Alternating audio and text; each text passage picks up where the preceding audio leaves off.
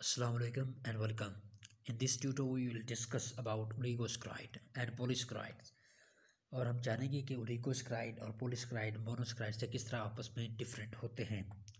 तो ओलिगोसैकेराइड की अगर हम बात करें तो comparatively less sweet in taste, मतलब जैसे हमारे पास मोनोसैकेराइड ज़्यादा स्वीट इन टेस्ट होते हैं, ये comparatively less sweet in taste होते हैं, लेस सॉल्युबल इन वाटर होते हैं और ये हाइड्रोलाइसिस पर हमारे पास जो है वो 2 to 10 मोनोसैकेराइड जो है वो यूनिट देते हैं। मतलब इसका मतलब है कि ये 2 से लेके 10 मोनोसैकेराइड की यूनिट्स आपस में मुख्तलिफ किस्म के बॉन्ड ग्लाइकोसिडिक बॉन्ड से आपस में एक दूसरे के साथ मिलते हैं तो हमारे पास ओलिगोसैकेराइड बनते हैं। और जब 10 से ज़्यादा हो जाते हैं ओलिगोस मोनोसैकेराइड इनके अंदर तो हमारे पास इनको फिर पॉलीसैकेराइड हम कहते हैं।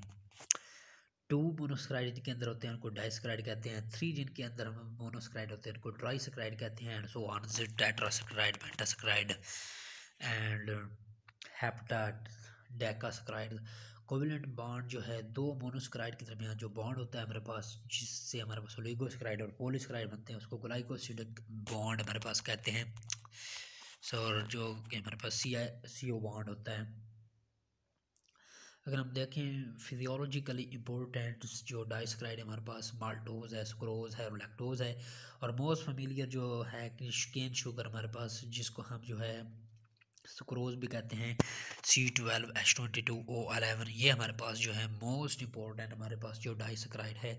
और ये हमारे पास ग्लूकोज और फ्रुक्टोज के मिलने से बनती है और ये डाइसैकेराइड है और ये हाइड्रोलाइसिस के नतीजे में ग्लूकोज और फ्रुक्टोज हमें देती है और इससे हासिल होता है। अगर हम देखें तो ग्लूकोज और फ्रुक्टोज के मिलने से, और इनमें से क्या है, हमारे पास ग्लूकोज का OH ग्रुप और हमारे पास फ्रुक्टोज का हमारे पास जो है H ग्रुप निकलता है और वाटर का एक मॉलिक्यूल बनता है। और इसके नतीजे में वाटर की मौजूदगी में इनकी जो होती है हमारे पास कम्बिनेशंस, कंजुगेशंस, तो हमारे पास क्या बनता है,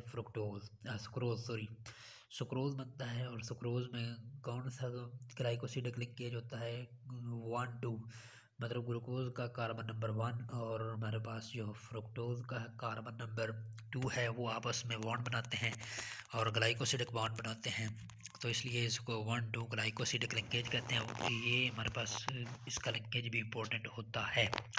अगर हम पॉलीसैकेराइड की बात करें तो ये हमारे पास बिल्कुल कम्प्लेक्स होते हैं ज़्यादातर, और ज़्यादातर अबंडेंट होते हैं, सबसे ज़्यादा ये पाए जाते हैं और लेस स्वीट इन टेस्ट होते हैं, बल्कि टेस्ट लेस होते हैं, ब्रांच्ड होते हैं आमतौर पर और टेस्ट लेस होते हैं और इनसॉल्युबल इन वाटर होते हैं। और हाइड्रोलाइसिस के नतीजे में कई किस्म के मोनोसैकेराइड देते हैं, 10 से ज़्यादा देते हैं हमारे पास मोनोसैकेराइड्स, और कई गुना तक ज़्यादा दे सकते हैं। पॉलीसैकेराइड की बात करें तो हाई मॉलिक्यूलर वेट्स होते हैं, स्पैरिंगली सॉल्युबल इन वाटर होते हैं, कभी कभार थोड़े से ये वाटर में सॉल्युबल होते हैं। और इनकी एग्जाम्पल की इंपॉर्टेंट एग्जाम्पल की हम बात करें तो starches, glycogen, cellulose, dextrins, agar, pectin and chitin हमारे पास इनकी जो है वो इम्पोर्टेंट हमारे पास एग्जाम्पल्स हैं। अगर हम स्टार्च की बात करें तो ये हमारे पास फ्रूट में पाया जाता है, ग्रेन्स में पाया जाता है, ट्यूबर्स में पाया जाता है।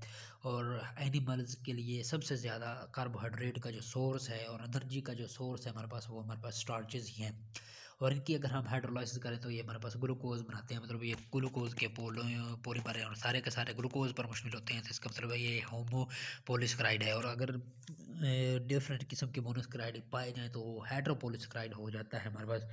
स्टार्चेस की बात करें आगे मज़ीद तो अमाइलोज स्टार्च भी होता है और अमाइलोपैक्टिन भी होता है। अमाइलोज स्टार्च की बात करें तो ये अनब्रांच्ड होता है और हॉट वाटर में सॉल्युबल होता है, और अमाइलोपैक्टिन की बात करें तो ये ब्रांच्ड होता है एक, और दूसरा किसी भी वाटर, किसी किस्म के वाटर में ये सॉल्युबल नहीं होता। और इनकी अगर बात करें आयोडीन के साथ कौन सा कलर देते हैं तो ब्लू कलर हमारे पास ही देते हैं। इम्पोर्टेंट इनकी जो है ये आइडेंटिफिकेशन है कि इसको जब आयोडीन के साथ इसका रिएक्शन करवाया जाता है तो ये ब्लू कलर देते हैं।